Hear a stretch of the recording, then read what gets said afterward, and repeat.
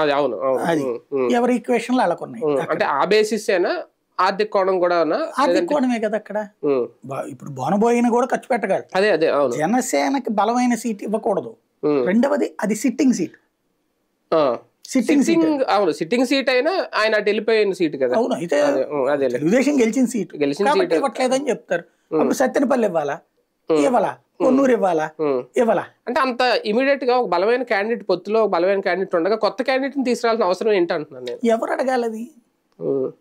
అంటే ఈ సీటు చాలా బలం అండి, నన్ను నమ్ముకున్న వాళ్ళని. ఇప్పుడు నమ్ముకున్నోడిని నెత్తిన పెట్టుకోవడం అన్నటువంటిది ఫస్ట్ చాయిస్ జగన్.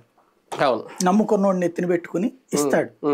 ఆ నమ్ముకున్నోళ్లలో నీకు కాకపోతే డైరెక్ట్ గా చెప్తున్నాడు, అన్న నువ్వు గెలవలేవు, నేను అక్కడ సర్వే చేయించాను, నీ ఫ్యూచర్ నేను చూసుకుంటాను, నీకు ఎమ్మెల్సీ ఇస్తాను కొంతమందికి చెప్తున్నాడు, లేకపోతే నీ ఫ్యూచర్ నేను చూసుకుంటానని చెప్పు.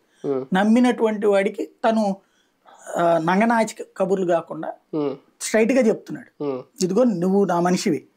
ఇప్పుడు మొన్న అతను ఎవరు కాపు రామచంద్రారెడ్డిది ఒక సంభాషణ చెప్పారు, వెళ్ళి ఇట్లాగానా నేను మీ అప్పటి నుంచి మిమ్మల్ని నమ్ముకుని ఉన్నాను, మీరేమో ఇట్లాగా ఇవ్వట్లేదు, ఇది